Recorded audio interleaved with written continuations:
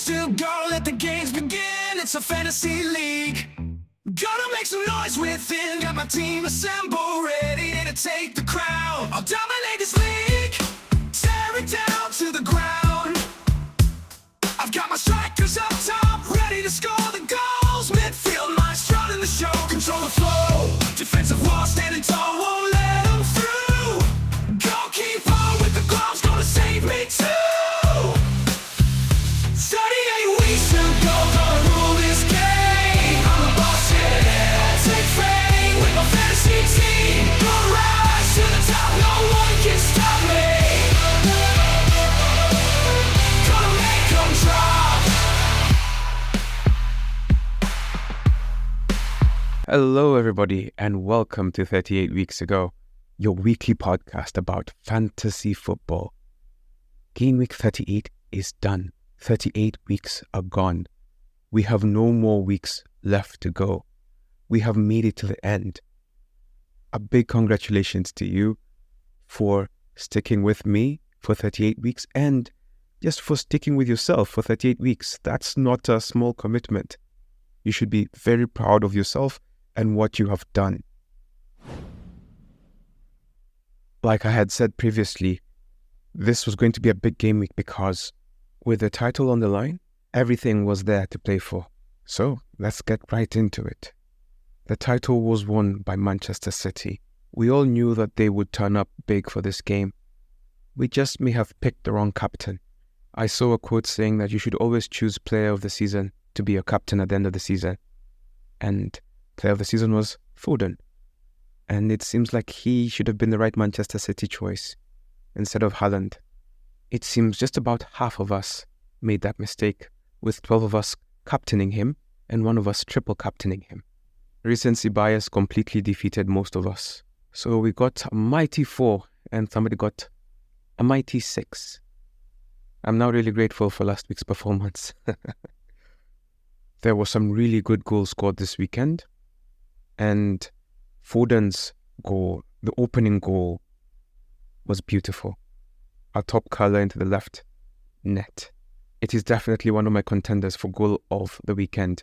That along with Caicedo's goal, check it if you haven't seen it, or Wisa's goal, which was absolutely beautiful as well. Not too long after that, it was 2-0, and suddenly the title was pretty much wrapped for Manchester City. Now, West Ham scored an equalizer, and that would be my 4th recommendation for the weekend. If you haven't seen it, Kudus scored a beautiful overhead kick. And going into halftime at 2-1, it seemed like it was going to be a game. On the other end, Everton had taken the lead through Idris Gana Gueye's free kick, which was deflected. All those Arsenal clean sheets just wiped out. And so many of us had 1, 2, 3 people from that defense. But Tomiyasu scored a beautifully crafted goal from great teamwork with Arsenal's passing. And that saw them close the half, tied 1-1. Soon after the break, Rodri, as he has done, just came up and scored. And it was 3-1, and that was all that she wrote. Haaland missed a sitter, and I was just like, no, not again. It felt like that Fulham game where he missed a sitter as well. Anyway, so that game ended 3-1. Foden 2 goals, Rodri 1 goal, Bernardo Silva 2 assists, Doku an assist. Foden finished with 3 bonus points, Bernardo Silva with 2, and Rodri with 1. On the other end, Arsenal did their part. It took them a while, but they finally got the ball over the line thanks to unsung hero Kai Havertz. He scored the winner. Arsenal won 2-1. Odegaard had both of the assists, and McNeil had the assist for the free kick for Everton. Idris Gana Gueye got the 3 bonus points, Odegaard got 2, and Tomiyasu got 1. That's how the league was settled. Both teams did their part, but Manchester City already had the points advantage, and they just seemed to know how to finish. And finish they did. Manchester City have now won the 4th Premier League title in a row. Congratulations to them. In the previous show, we spoke about Aston Villa versus Crystal Palace as a game that would be slightly favoured towards Crystal Palace, as Aston Villa had already sealed qualification and Crystal Palace in great form, and there was really nothing to play for, but I just felt like Crystal Palace would be the better team. I was right. 5-0. Mateta hat-trick. This hat-trick really hurt me because I opted to go for Gakpo instead of Mateta to finish the season because I thought Liverpool would just beat Wolves, which they did, but Gakpo did not score. He played well, but he did not score. Mateta, on the other hand, scored a hat-trick and even had one disallowed, just for good measure. Crystal Palace's holy trinity of Mateta, Eze, and Olise just shone. 5-0. Mateta hat-trick, Eze 2 goals. Eze had an assist, Mateta had an assist, Olise had an assist, and Munoz had the other assist. Mateta naturally had the 3 bonus points, Eze had 2, and Munoz had 1. In a way, you could say this was a big disappointment if you're an Aston Villa fan or if you expected more from them. But apart from this result, you could say maybe Brighton losing to Manchester United after having beaten them the previous 4 times might be a disappointment.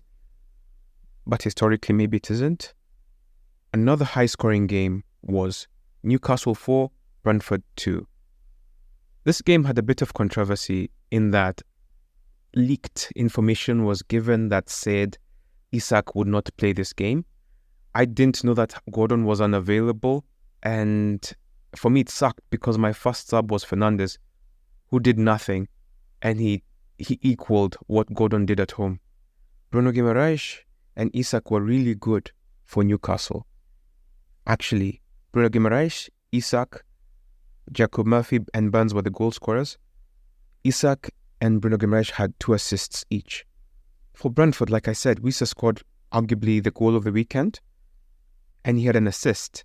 Tony had a goal disallowed earlier on, but he had an assist in this game as well, and Janelt was the other scorer.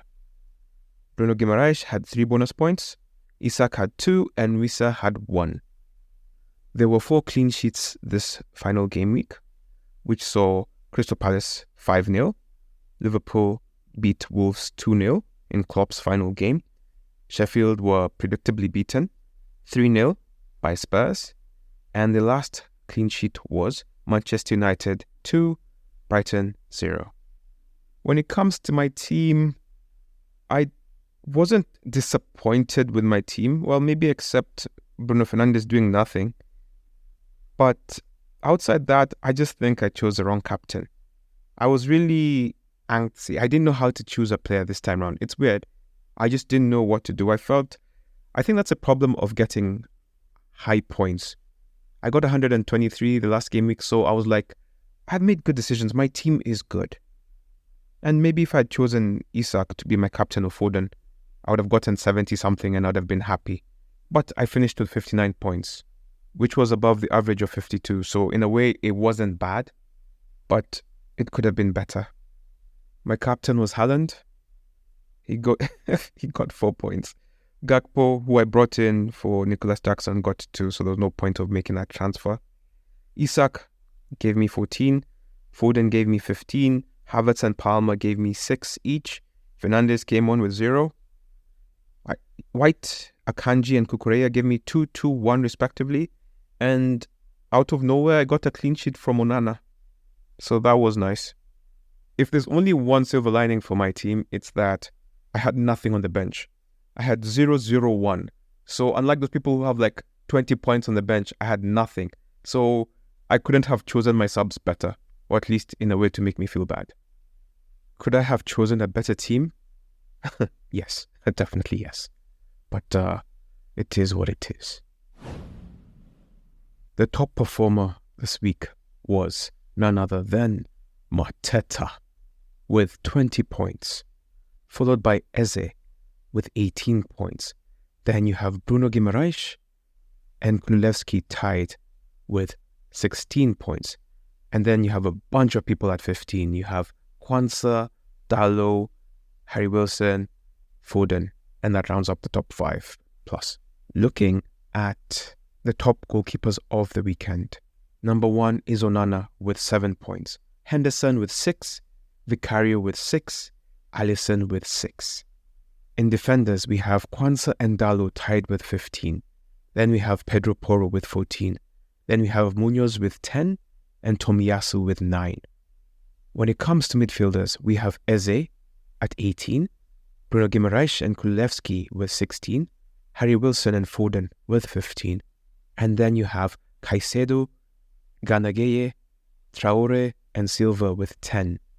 For strikers, we have Mateta at 20, Isak at 14, Wood and Raul Jimenez with 13 each. And then you have Wissa with 9 and Haaland with 7. As has been the case all season, midfield has been king. This leads us neatly into our next section. Now for some facts and news. The top performing player this fantasy season was none other than Cole Palmer. He finished with 244 points. Second was Foden, who finished with 230 points. Third was Ollie Watkins, who finished with 228 points. Saka was close behind him in fourth with 226 points. And in fifth place was Haaland with 217 points. And it's quite interesting because Cole Palmer was voted this season's Premier League Young Player of the Year, and Phil Foden was voted this year's English Premier League Player of the Year. So those points do correlate. Who knew? Fantasy is onto something, I guess. I wonder how often it is that the highest points getter is also the best in the Premier League. I mean, it makes sense, right? He is the best performer. Anyway, Manchester City have now won the Player of the Season for 5 seasons in a row. So Foden won it this year. Before, you had Erling Haaland. Before, you had Kevin De Bruyne. Before that, you had Ruben Dias. And before that was KDB again. And in a way, they did train up Cole Palmer, so they swept both categories this year. While still on Man City, since they're the champs, there are going to be a lot of stats about them. Let me just share with you some of them. Phil Foden is now the youngest player to ever win 6 Premier League titles, and he has won everything at club level now. This makes it 6 Premier League trophies for Pep Guardiola. He has won 17 trophies with City. I remember a few years ago having arguments with many friends. They thought that the Premier League was too difficult for him to come and manage. And it seems like it's been too easy.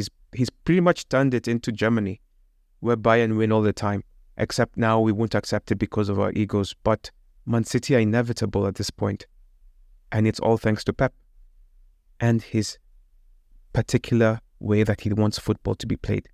His football has triumphed because they've always had money, but they haven't always won. He has come, he's put his football, they've been dominant. Rodri has now gone 74 games unbeaten. This is the longest unbeaten run in club football history.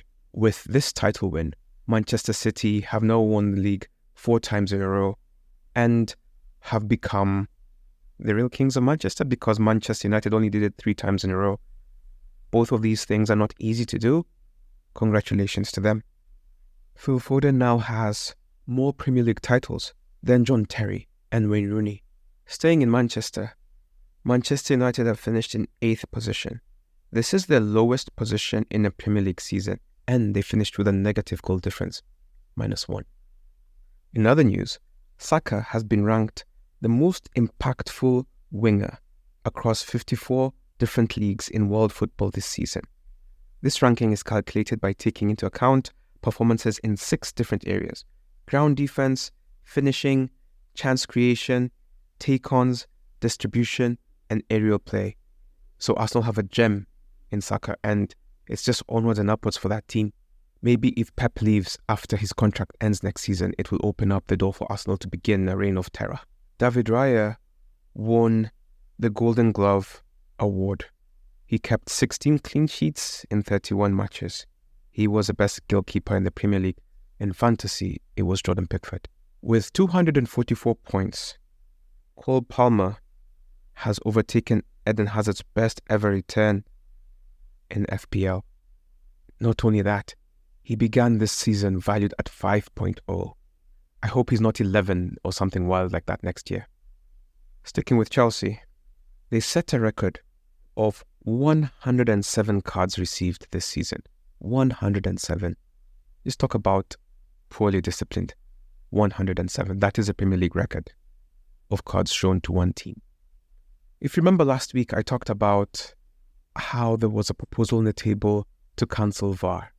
On that very topic, Mourinho said, only thieves complain about the introduction of security cameras. Mourinho has quotes for days. That proposal failed and VAR will resume and continue as it is next season. Arsenal finished the season with 89 points. This is the second highest they have ever achieved. And the last time they did it was when they were in the Invincibles and they had 90 points. So just that goes to show how well Arsenal played. If you're an Arsenal fan, there's reason to be hopeful.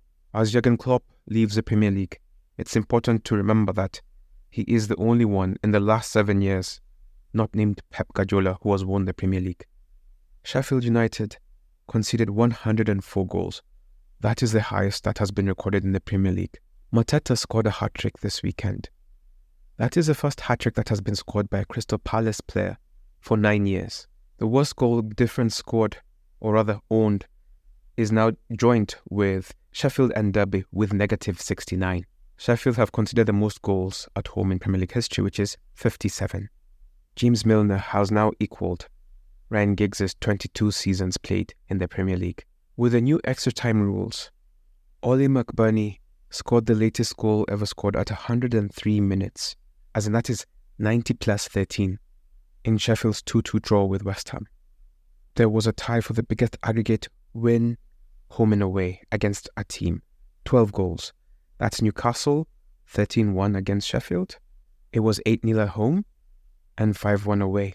And this equals Manchester City's 12-0 drubbing of Watford, home and away as well.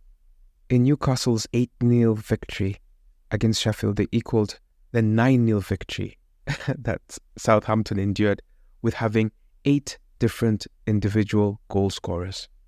This season also saw the largest deficit to win. And by that we saw Bournemouth start 3-0 and come to win 4-3. That was an epic game. The oldest manager is Roy Hodgson, who was 76 and won 87 days when he lost his job.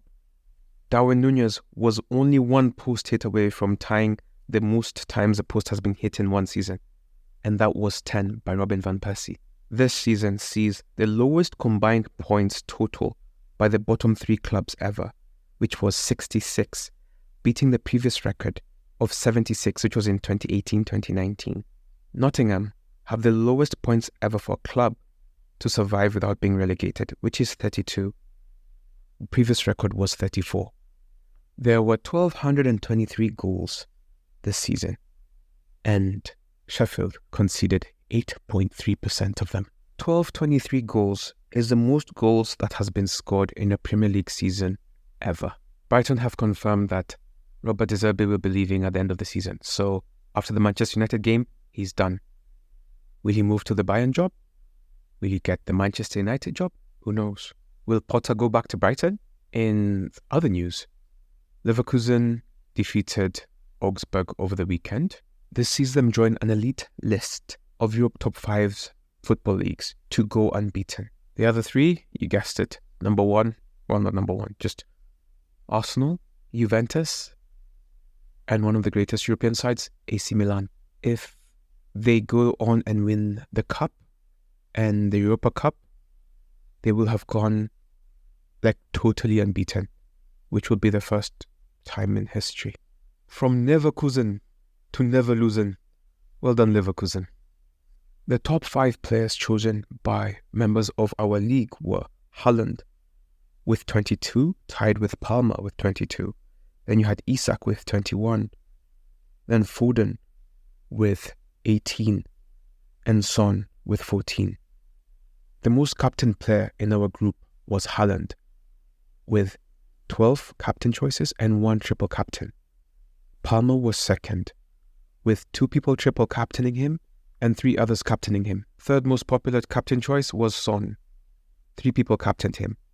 And then tied for last was Salah, who was captained by Tune. And then Fernandes by you-know-who.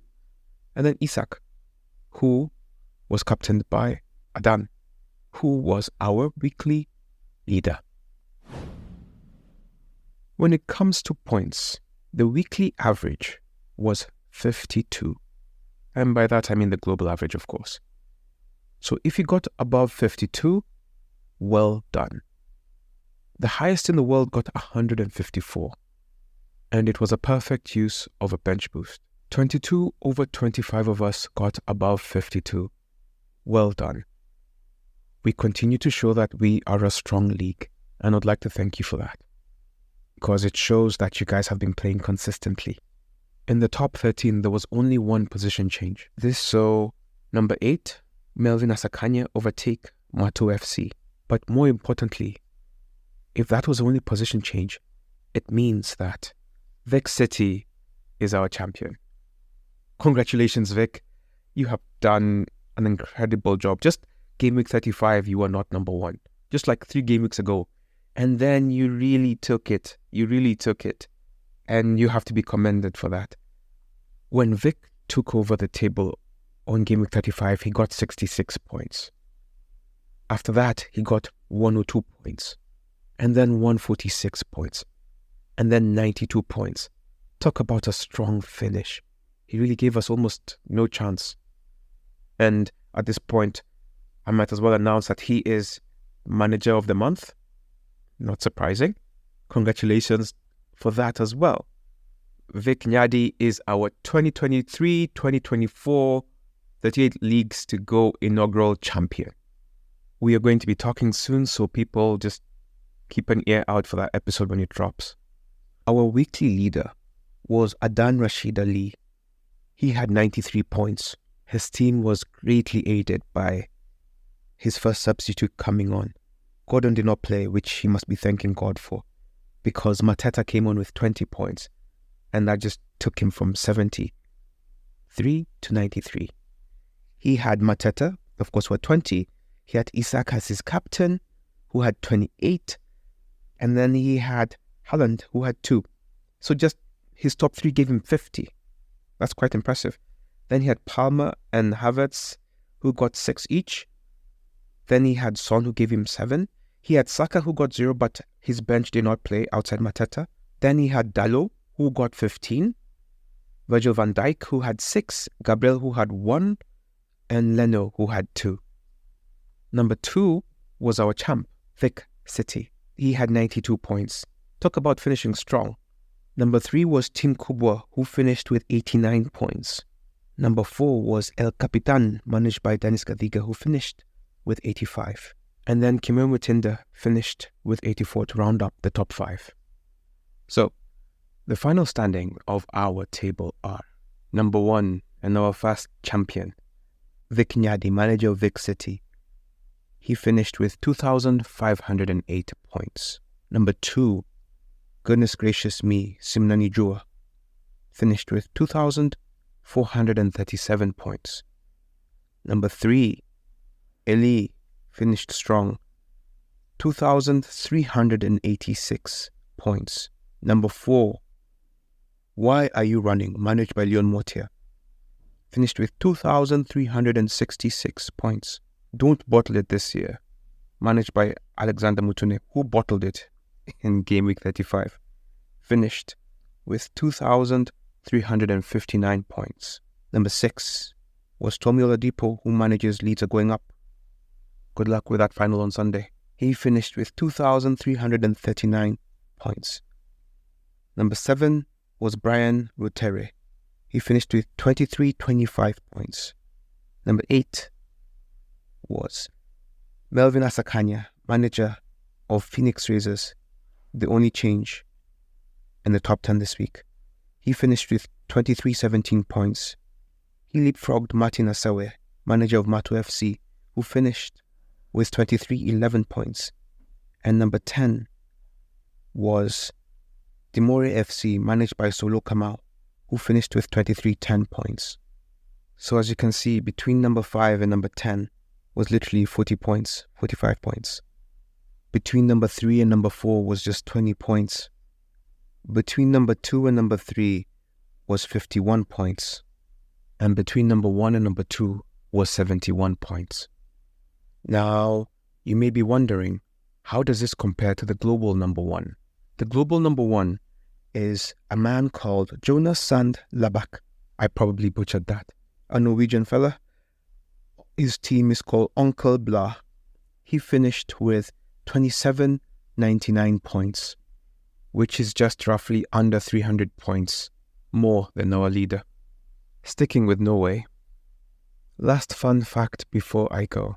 Haaland, our top scorer this season in terms of goals, was only caught offside one time this season.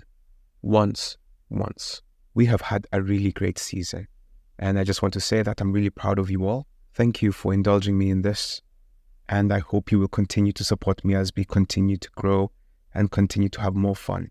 I started this podcast just to bring FPL players closer together. And to that extent, I'm going to be building a WhatsApp group. And you're free to join. So you'll find the link on the Instagram page. Thank you for keeping it 1 week at a time. Thank you for listening to me weekly. And it is time for a rest. Well, after you listen to the interview with the winner. Have a great weekend, guys. Enjoy the Euros, and we'll see you soon. Bye.